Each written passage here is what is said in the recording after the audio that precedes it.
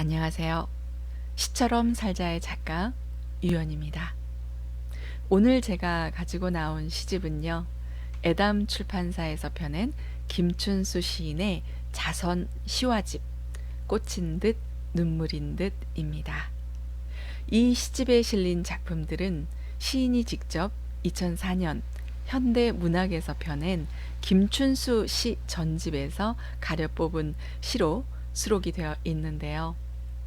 책의 서두에 나오는 김용대 화가의 글을 제가 대략적으로 간추려서 여러분들께 소개해 드리도록 하겠습니다. 이 책은 시와집이 한 권 있었으면 하는 시인의 바람으로 인해 이루어졌다. 2001년 팔순 기념 10판화집 작업 이후 기획된 이 작업을 위해 나는 김춘수 선생님의 그동안 발표한 작품을 모두 다시 한번 읽어보았다. 시를 그림으로 어떻게 소화해 낼지에 대한 고민으로 나는 참 혼란스러웠다. 시인이 직접 가려 뽑아준 63편의 시를 셀 수 없을 만큼 읽으며 시를 쓸 때의 그분의 마음을 이해하고자 노력했다. 그분에게 시와 집은 처음인지라 이 책의 출간에 각별한 애정을 갖고 계신다고 주변 분들에게 전해 들었을 때는 무거운 책임감을 느낄 수밖에 없었다. 어느 정도 완성이 된 즈음에 결과물을 보여드리고 평을 청하려 했으나 선생님은 끝내 기다리지 못하고 눈을 감으셨다. 2002년 내 작업실을 방문했을 때 미완이었던 자신의 초상화를 보시고 꼭 완성해 달라고 하셨는데 생전의 그 약속을 지키지 못했다. 이제 그분의 초상화를 새롭게 완성했는데도 그것을 받아줄 이 또한 없다. 지나간 모든 것은 그리움만큼이나 아름다운 법. 그분이 없는 지금, 그분이 써야 했을 글을 대신 쓰는 나는 그분이 눈물겹게 그립다. 네, 이러한 사연의 시집에서 제가 첫 번째로 여러분들께 들려드릴 시는요, 페이지 23페이지 밤의 시입니다. 배경 음악으로는요, 생상스의 동물의 사육제 13번 백조입니다. 감상하시겠습니다.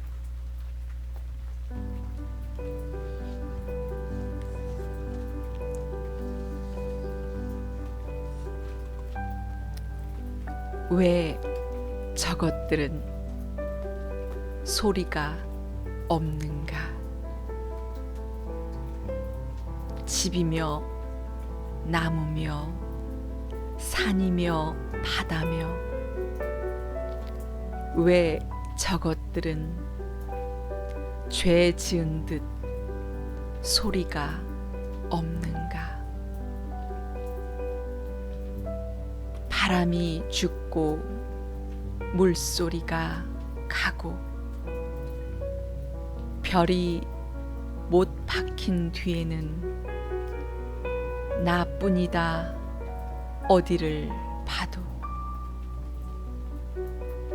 광대무변한 이 천지간에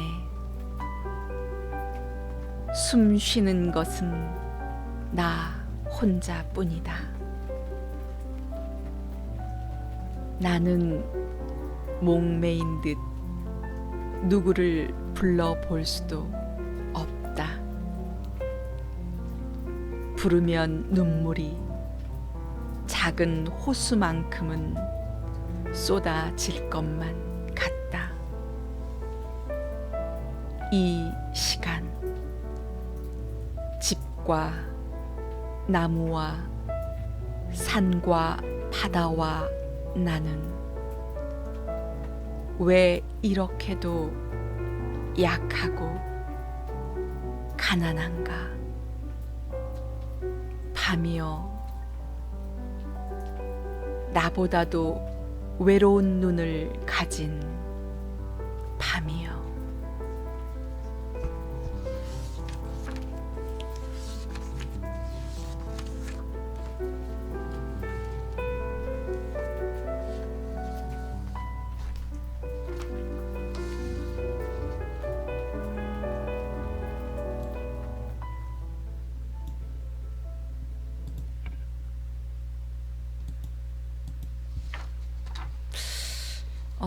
천지간에 숨 쉬는 것은 나 혼자뿐인 것 같기에 아마 많은 예술가들이 밤을 사랑한지도 모르겠습니다. 작곡가 분들도 대부분 밤을 새워서 곡을 쓰신다고 하던데요. 저를 포함해서 많은 글 쓰는 작가분들이 야행성인 것을 보면 통계적으로 맞는 사실 같아요. 저도 밤의 열광적인 팬 중에 한 사람인데요. 신과의 소통도, 내면에 숨어있던 내 자아와도 조우도, 그 내 자아와의 조우도 마치 약간의 술이 더해져서 대화가 수월해지는 것처럼 서먹함을 깨는 신비한 시간인 것 같습니다. 요즘에는 게임 하시는 분들도 열성 팬들이 많으신 것 같아요. 그런데 게임은 좀 자중해 주셨으면 하는 개인적인 바람입니다.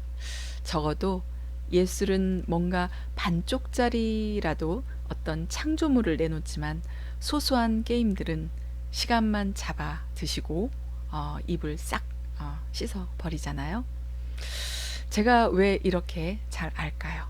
저도 한동안 게임에 빠진 적이 있었기 때문입니다. 저는 딸애한테 앞으로 절대 새로운 게임을 엄마한테는 알려주지 말라고 신신당부를 했습니다. 딸애가 게임을 좀 오래 하던 때가 있어서 제가 그걸 못하게 하는 방법으로 딸애보다 더 오래 게임을 하는 방법을 택했었거든요.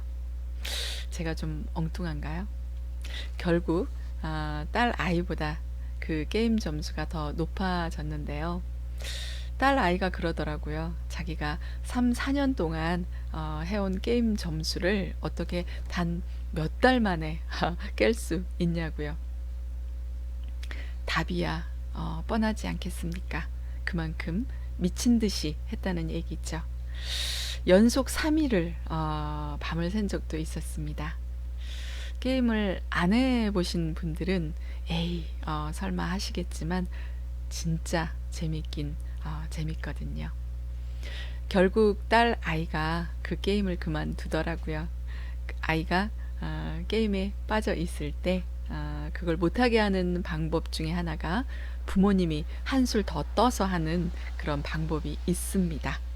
단 심각한 우려 사항이 있어요. 아이는 결국 그 게임을 그만두게 되지만 부모가 그 게임에 중독될 수 있다는 점이죠. 지금은 구도자의 심정으로 제 본능을 겨우 이겨냈지만요. 간혹 아주 간혹 머리가 복잡할 때나 시간이 너무 안 갈 때 이 게임을 하면요. 아주 단순해지고요. 무서울 만치 시간이 빨리 갑니다. 해 뜨자 밤이 되는 거죠. 절제력이 절대적으로 아직 미미한 청소년 여러분, 제가 겪어봐서 아는데요. 너무 깊이 발 담그지 마세요. 미래 직업으로 이어갈 것이 아니라면 말이죠. 네, 다음 시는요. 우리에게 너무나 익숙하다 못해 때로는 시가 아니라 어떤 행들은 마치 하나의 명언처럼 우리들의 머릿속에 간직되어 있는 그런 시 중에 하나입니다. 두 번째로 감상하실 시는요. 바로 28페이지 꽃. 배경 음악으로는요. 베토벤의 소나타 8번 다단조 작품 번호 13 비창의 2악장입니다. 감상하시겠습니다.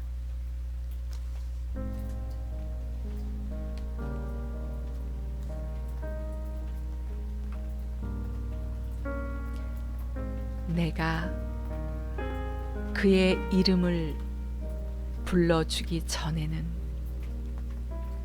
그는 다만 하나의 몸짓에 지나지 않았다. 내가 그의 이름을 불러주었을 때 그는 나에게로 와서 꽃이 되었다. 내가 그의 이름을 불러준 것처럼 나의 이 빛깔과 향기에 알맞는 누가 나의 이름을 불러다오. 그에게로 가서 나도 그의 꽃이 되고 싶다. 우리들은 모두 무엇이 되고 싶다. 너는 나에게, 나는 너에게 잊혀지지 않는 하나의 눈짓이 되고 싶다.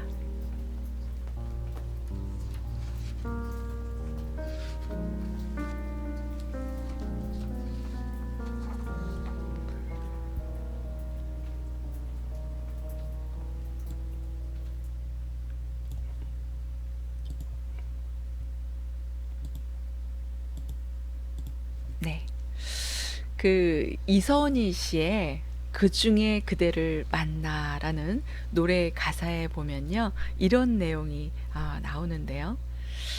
나를 꽃처럼 불러주던 그대 입술에 핀 내 이름, 이제 수많은 이름들 그중에 하나 되고. 네. 우리는 불러주는 그 어떤 사람에게로 가서 꽃이 되어 아름답게 피어나지만 그리하여 잊혀지지 않는 하나의 눈짓이 되겠지만, 만일 이별이 다가온다면 다시 우리는 수많은 이름들 중에 하나가 되어버리고 그저 하나의 몸짓에 지나지 않게 되어버립니다. 비슷한 향기의 시와 노래 가사를 제가 한번 의미 덮밥, 네, 한 그릇 말아보았습니다. 네이버 지식백과 김춘수 편 나는 문학이다, 거기 현대문학의 장석주 씨의 글을 잠깐 여러분들께 소개해 드릴까 합니다. 저 밑바닥에서 하나의 몸짓으로 세계 속에 존재하던 그 무엇은 이름이 불림으로써 하나의 의미 있는 존재로 끌어올려진다. 개체로서의 존재 양식 밑바탕에 있는 것은 바로 고독이다. 관계 맺음 이전에 뜻없는 사물 일반은 그저 무의미한 하나의 몸짓일 뿐이다. 시인은 뜻없는 존재이던 그것, 그러니까 꽃에 이름을 붙이고 호명함으로써 실존의 고독으로부터 벗어나게 된다고 생각한다. 여기서 이름은 언어의 다름이 아니고 언어는 곧 의미 부여 행위의 매개체다. 이 무렵 김춘수 시인은 시를 잉태한 언어는 피었다가 지는 꽃들의 뜻을 든든한 대지처럼 제 품에 그대로 안을 수가 있을까라며 언어가 존재의 본질을 제대로 품을 수 있을지, 또 이미 세상에 존재하는 사물에 붙은 이름들이 제대로 붙여진 것인지 의문을 품는다. 이때부터 그는 시를 초월적 결과로 인식하고 끈질긴 탐구를 이어 나간다. 네. 세 번째로 네, 시 감상하시겠습니다. 페이지 36페이지 남옥과 시 서장인데요. 여기서 남옥은 잎이 지고 가지만 앙상이 남은 나무를 일컫고요. 서장은 글의 앞머리라는 의미입니다. 네, 배경 음악으로는요. 쇼팽의 전주곡 15번 내림 라장조 작품 번호 28-15 빗방울입니다. 감상하시겠습니다.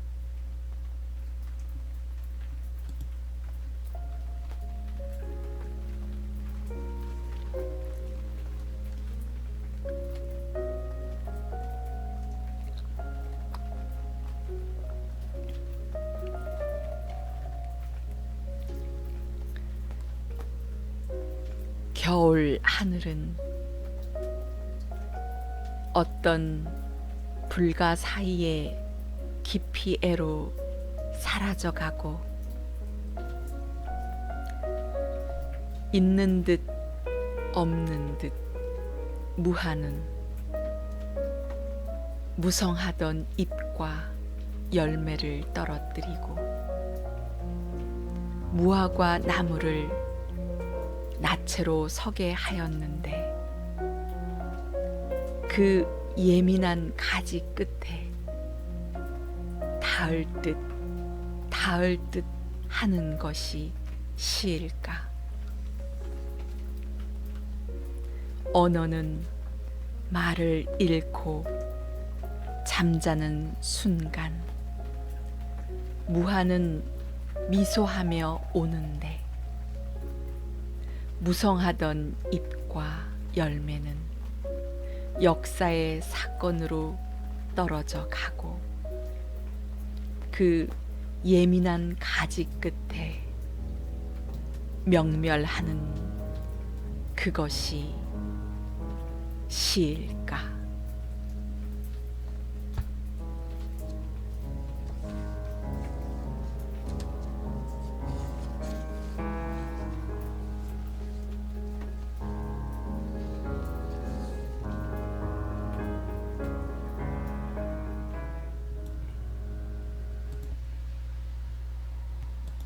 네.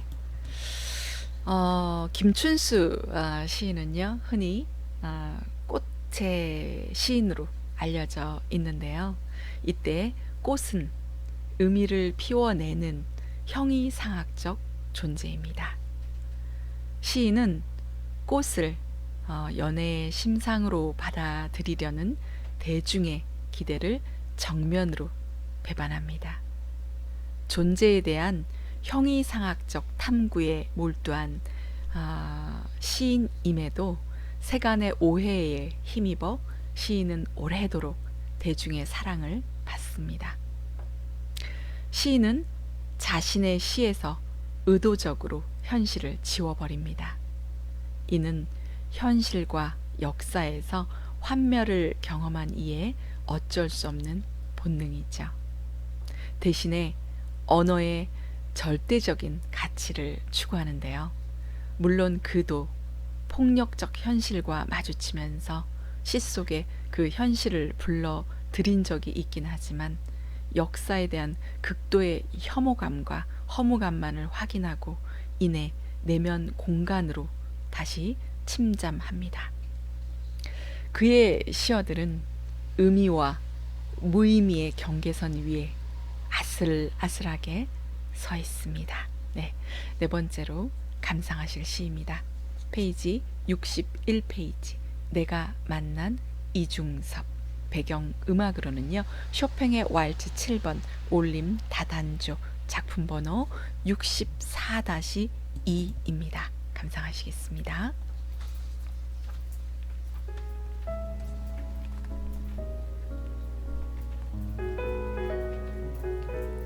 광복동에서 만난 이중섭은 머리에 바다를 이고 있었다. 동경에서 아내가 온다고 바다보다도 진한 빛깔 속으로 사라지고 있었다. 눈을 씻고 보아도 길 위에 발자국이 보이지 않았다.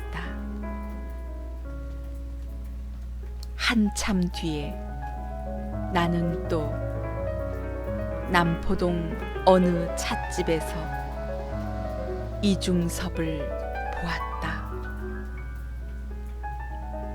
바다가 잘 보이는 창가에 앉아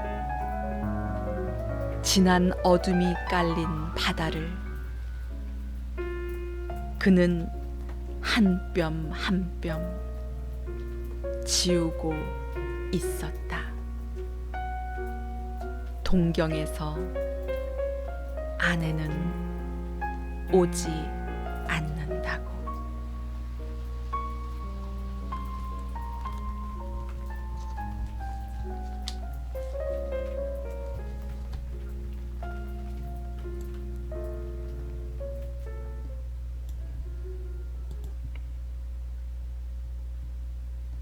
네. 일본에서 그 돌아오지 않는 아내에 대한 이중섭 화가의 애타는 그리움을 노래한 시인데요. 만남의 그 좌절로 인한 절망감이 시 후반부에 짙게 깔려 있습니다. 시인은 아마 이중섭 화가와 많이 친한 관계였었나 봐요. 화가 이중섭 하면 다들 아시죠? 한국 근대 서양화의 대표적인 화가이시고 싸우는 소, 흰 소, 투개 등을 그리셨죠. 이중섭 화가에 대해서도 궁금한 점이 많긴 하지만요. 그래도 오늘은 김춘수 시인에 대해서 우리가 알아보는 시간이니까요.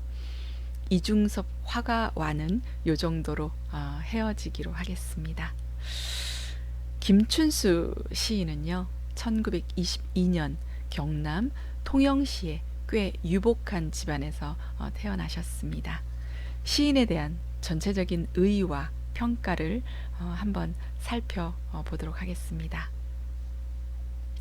언어와 대상 간의 관계를 고민하고 그 해답을 얻기 위해 고군분투했던 시인이자 시이론가로 평가를 받습니다. 그가 제시한 무의미 시는 우리 시의 새로운 가능성을 보여준 사례로 시 문학사에 깊게 각인돼 있는데요. 특히 존재의 탐구 대상의 증물적 제시, 여기서 증물적이란 그 관념이나 그 추상적인 사고가 아니라 실제의 사물에 비추어 생각하고 행동하는 것을 말하는데요. 즉 추상적인 표현 대신에 실제 사물의 느낌을 그대로 포착해서 표현하는 것을 증물적 표현이라고 합니다. 그리고 현실의 실감을 허무 의지로 승화시켰던 점에서 당대는 물론 한국 문학 미래의 한 축을 담당하셨습니다. 김춘수 시인은 참 많은 발자취를 우리에게 남기고 2004년 83세의 일기로 생을 마감하셨습니다. 그분의 시집 가운데 제가 마지막으로 선정한 시는요, 페이지 77페이지, 제목은 너무 무거우니까. 배경 음악으로는요, 그리그의 페르 퀸트 모음곡 2번 작품번호 55-4 솔베이지의 노래입니다. 감상하시겠습니다.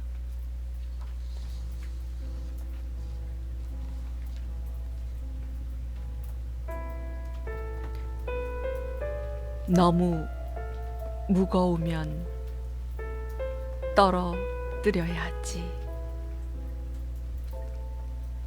수다와 수사, 수염과 수컷, 숫자 붙은 모든 것은 다 떨어뜨려야지. 군살은 빼고 지용의 시처럼 단단한 참 살만 남게 해야지. 머뭇머뭇 하다가도 거기서 행을 바꿔 말을 덜고 말을 달래듯 너무 무거우니까. 보라, 이별도 슬픔도 다 속가내고 겨울의 마지막 하나 남은 저 잎새.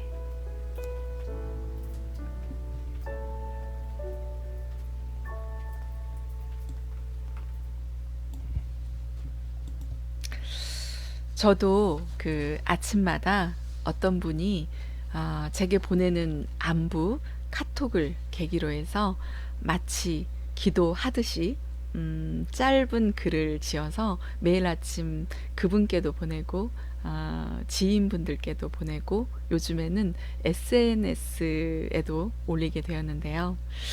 감히 비교할 수는 없겠지만 시인의 시와 비슷한 향기를 가진 저의 기도하는 아침의 글 3편을 여러분들께 소개하면서 오늘 이 시간 마무리를 지을까 합니다. 다 내려놓은 줄 알았더니 여전히 붙잡고 있는 게 생각보다 많네요.